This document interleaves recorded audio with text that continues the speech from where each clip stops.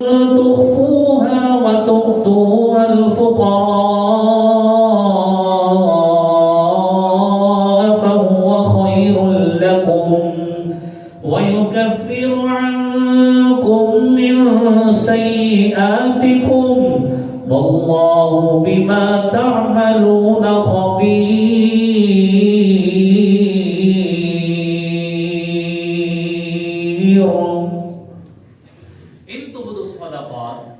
اگر آپ صدقات کو ظاہر کر کے، یہ قرآن کی آیت ہے سورہ بقرہ کی، اگر آپ صدقات کو ظاہر بنا کے دیں، لوگوں کے سامنے دیں، فنعما ہی، کتنی ہی اچھی بات ہے، اس کو اپریشیٹ کیا گیا ہے۔ لیکن یہ بات ذہن میں رکھیے، ظاہری دیں یا خفیہ دیں، یہ بات ہے ادھر نیت کی۔ اگر نیت میں فطور آ گیا ہے، وہ خفیہ ہو تب بھی آ سکتا ہے، اعلانیہ ہو تب بھی آ سکتا ہے، لیکن اللہ سے ہم ہمیشہ یہ دعا کریں گے کہ اللہ رب العالمین ہماری نیت کو ہمیشہ خالص کر کے اپنے راستے میں خرچنے کی توفیق عطا فرمائے۔ میرے محترم بھائیوں، سیدنا عبد الرحمن بن عوف رضی اللہ تعالی عنہ حدیث بیان کرتے ہیں، باب التکاثر کی یہ حدیث۔ شیطان کو اللہ رب العالمین نے اپنے دربار سے نکالا۔ قرآن کریم میں 3-4 جگہ پہ مشہور واقعہ ہے کہ شیطان کو اللہ نے راندہ درگاہ کیا۔ شیطان اللہ رب العالمین کو چیلنج کرتے ہوئے کہتا ہے نبی صلی اللہ علیہ وسلم بیان کرتے ہیں، قال الشیطان، شیطان نے کہا، فرمایا لعنہ اللہ، اللہ اس شیطان پہ لعنت کرے۔ شیطان نے کہا تھا، اللہ کو کہا تھا، لن يسلم صاحب المال مني الا من احدى ثلاث، صاحب مال مجھ سے سلامت نہیں رہے گا، اغدو علیہ بہن واروح، میں اس صاحب مال پر 3 مختلف طریقوں سے حملہ کروں گا۔ صاحب مال ان 3 طریقوں میں سے کسی ایک نہ ایک طریقے میں ضرور پھنس جائے گا۔ یہ کس نے کہا؟ شیطان نے کہا، اللہ رب العالمین کو کہا۔ تو اب بات یہ ہے، قرآن کریم میں جب بھی شیطان کا تذکرہ ہوا ہے یہ والے مکالمے کا، تو اللہ رب العالمین نے فرمایا کہ سارے لوگوں کو تو گمراہ کر لے گا سوائے ان میرے بندوں کو، الا عبادک منہم المخلصین، جو خالص بندے، خالص ایمان والے، خالص عمل والے، یہ صبح و شام کے اذکار کی پابندی کرنے والے، شیطان کے حملوں سے معمون رہنے والوں کی دعا کرنے والے، یہ صبح و شام کے نمازی، یہ راتوں کو قیام کرنے والے، یہ کبھی شیطان کے حملے میں نہیں آئیں گے۔ کہنے لگا پہلا حملہ یہ ہے، اخذہ من غیر حلہ، یہ صاحب مال کمائے گا، دولت کی مسابقت میں اتنا آگے نکل جائے گا، اس سے اندازہ ہی نہیں ہوگا مال حلال آ رہا ہے کہ حرام آ رہا ہے، بس ڈھیر لگ رہا ہے، بس پیسہ آ رہا ہے۔ مال کی تمیز نہیں ہوگی کہ مال حلال ہے یا حرام ہے، اس کو بس یہی ہے، بل تؤثرون الحیاۃ الدنیا والآخرۃ خیر وابقا،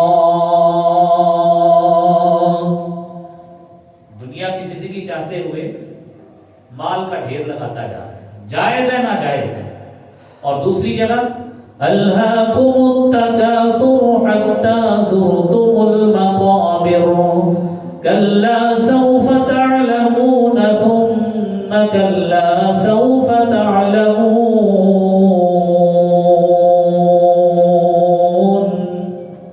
اس کثرت مال کی ہوس نے تمہیں ہلاک اور تباہ کر کے رکھ دیا، حتی زرتم المقابر، تم قبروں کے دھانے تک پہنچ گئے، لیکن تمہاری کثرت مال کی ہوس ختم نہیں ہو سکی۔ شیطان کا چیلنج، مال حاصل کرے گا، حلال نہیں ہوگا۔ دوسری بات، وَإِنفَاقِهِ مِنْ غَيْرِ حَقِّهِ، انسان مال وہاں پہ خرچ کرے گا جو انسان کا حق نہیں بنتا ہوگا۔ مال وہاں پہ لگ رہا ہے جہاں پہ مال بنتا ہی نہیں، فقراء، نادار، یتیم، مساکین، ڈیزرونگ پرسنز رول رہے ہیں، لیکن احساس نہیں ہے کہ ہمارے پاس تو مال جمع ہے، کوئی مسئلہ نہیں۔ میرے بھائیوں، تیسرا وہ شخص، تیسرے قسم کا حملہ فرمایا، آپ صلی اللہ علیہ وسلم نے فرمایا کہ شیطان نے کہا تھا وَأُحَبِّبُهُ إِلَيْهِ فَأَمْنَعُهُ مِنْ حَقِّهِ، میں اس مال کو اس صاحب مال کے لیے اتنا محبوب بنا دوں گا کہ اس کو اس کے حق سے ہی روک کے رکھ دوں گا، اس کی آنکھوں پہ پٹی بندی رہے گی، تنگ دست یتیم فقیر اس کے سامنے آئیں گے، لیکن اس کو ذرا برابر بھی احساس نہیں ہوگا کہ یہ ڈیزرونگ لوگ ہیں، مال ان پہ خرچ کرنا چاہیے، اس کی چشم پوشی سے کئی لوگ رل کے رہ جائیں گے لیکن انہیں احساس ہی نہیں۔ تصور کیجئے کہ آج اس پرفتن دور میں، مہنگائی کے عالم میں، اس انفلیشن اور پرائس ہائیک کے دور میں کہیں بدقسمتی سے صاحب مال ان چیزوں کا شکار تو نہیں ہو رہا۔ اللہ کریم ہمیں یہ احساس کرنے کی توفیق عطا فرمائے۔ میرے بھائیوں، مال خرچ کرنے کے حوالے سے یہ ادب بھی ذہن میں رکھنا ہے کہ مال خرچ کرنا، جس طرح آپ کو میں نے پہلے بات کی، چاہے خرچ کرے خفیہ، چاہے خرچ کرے اعلانیہ، لیکن اگر مال کے خرچ میں نیت میں فتور آ گیا تو کیا ہوگا؟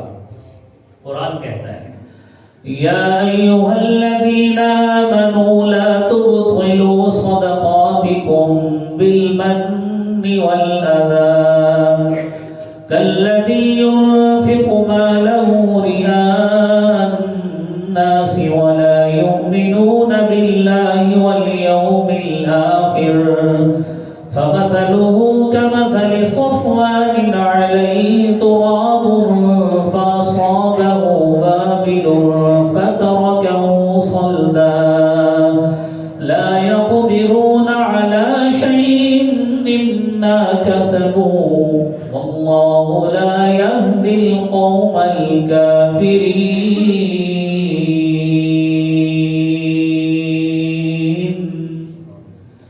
انسان مال خرچ کرتا ہے اور پھر ریاکاری کرتا ہے لوگوں کو دکھانے کے لیے، اور یہ بات ذہن میں رکھیے، ریاکاری کا کبھی بھی آپ کسی شخص کے اوپر ٹھپا نہیں لگا سکتے کہ ایک شخص چاہے خزانہ خرچ کر دے، ہم نے اس نے دکھانے کے لیے دیا ہے، ہمیں اس کے دل کا کیا علم ہے۔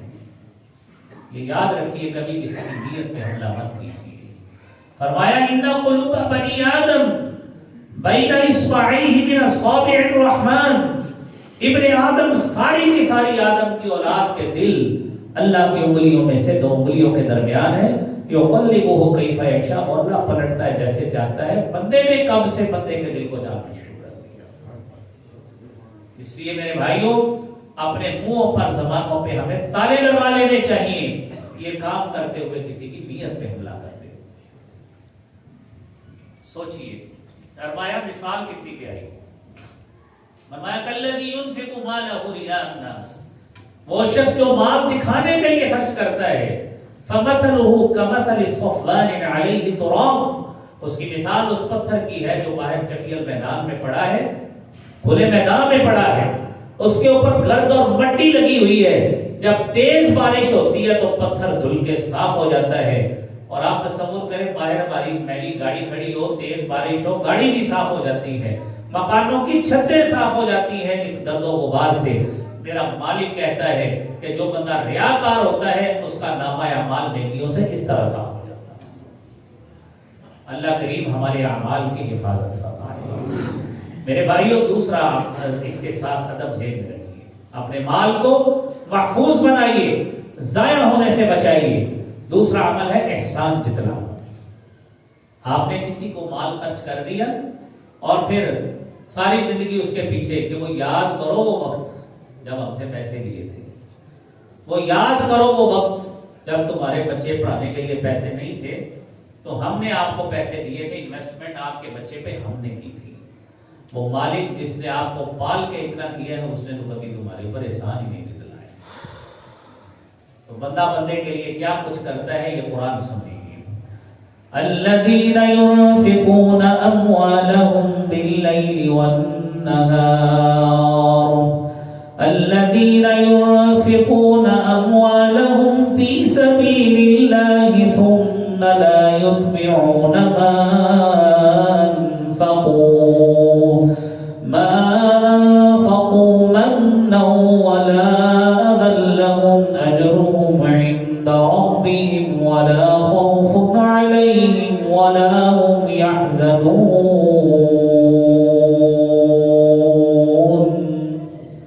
مال خرچ کرتے ہیں اور مال خرچ کرنے کے بعد احسان جتلا کر اگلے کا دل نہیں ہوتے، دل نہیں توڑتے، اس کا شرمسار نہیں اس کو کرتے.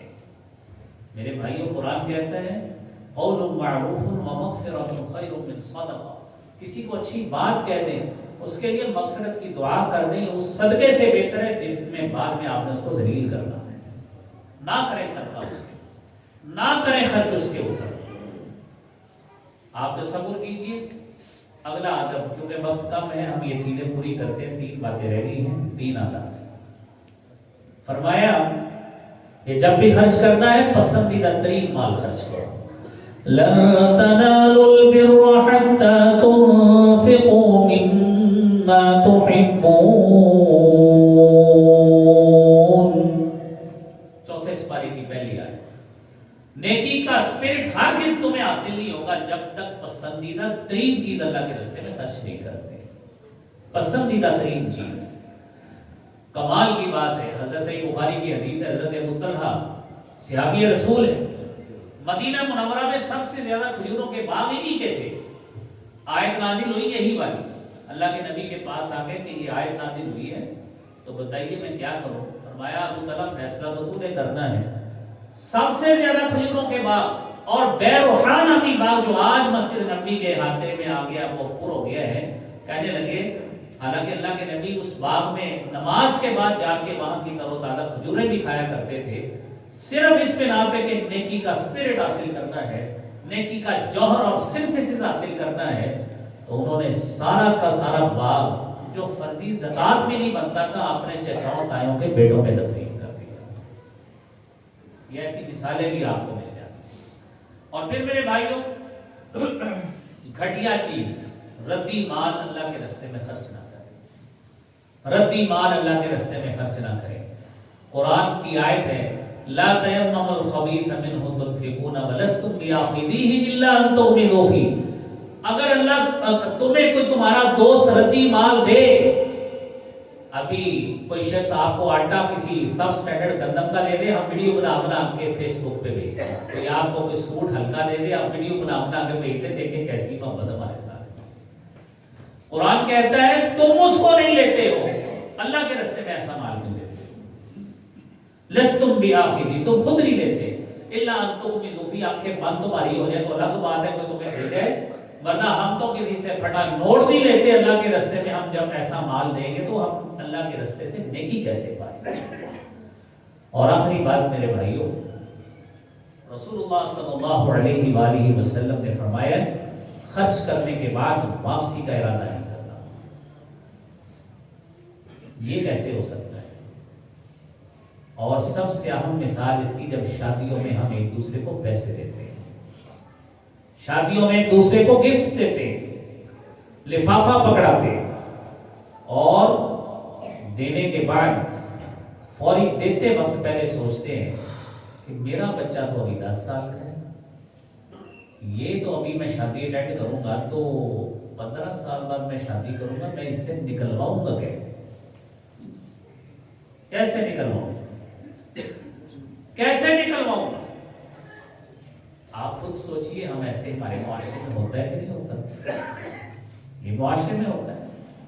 میں فلاں کی بچی کو فلاں چیز اگر گفٹ کر دوں، میں بل بنوا دیتا ہوں، میں کھانا دے دیتا ہوں، میرے تو بچے ابھی چھوٹے ہیں، زیادہ یہ رسک نہیں لینا، یہ پیسے باندھنے نہیں. یہ ہمارا ذہن ہے. تو نبی صلی اللہ علیہ وآلہ وسلم نے فرمایا ہے العائد فی ہبتہ، اپنے عطیہ میں، اپنے دیے گئے میں لوٹنے والا، ارادہ کرنے والا کہ مجھے واپس کیا ملے گا. کاپیاں نکال کے بعد میں چیک کرتے ہیں کہ کس نے کیا دیا تھا ہمیں بلا. یہ حدیث سن لیجیے. فرمایا العائد فی ہبتہ، اپنے مال میں، اپنے عطیہ میں، گفٹ میں. ہبہ گفٹ کو کہتے ہیں، یہ پیسے ہم گفٹ دیتے ہیں. شادیوں پہ گفٹ پیک بھی دیتے ہیں، پیسے لفافے میں ڈال کے گفٹ کے طور پہ دیتے ہیں. فرمایا العائد فی ہبتہ، جو اپنے گفٹ میں لوٹتا ہے اور ارادہ کرتا ہے کہ مجھے کیا آئے گا، فرمایا کل کل اس کی مثال اس کتے کی ہے کہ جو پیٹ بھر کے کھاتا ہے حتی اذا شبع قاء، پیٹ بھرتا ہے تو کہہ کر دیتا ہے ثم یرجع الی قیء، پھر اس کہہ میں زبانیں مارتا ہے. تمہاری مثال اس سے بھی بدتر ہے. اللہ کریم ہمیں اس سوچ سے محفوظ فرمائے. اگر اللہ نے آپ کو ہمت دی ہے دے دے، نہیں تو اگلے سے معذرت کر لیں. نہ جائے شادی پہ پہلے معذرت کر لیں. ایسی میرے بھائیوں سوچ رکھنا. یہ آپ نے حدیث سن لی ہے. اللہ کریم ہم سب کو شریعت کی تعلیمات کے مطابق عمل کرنے کی توفیق عطا فرمائے. وآخر دعوانا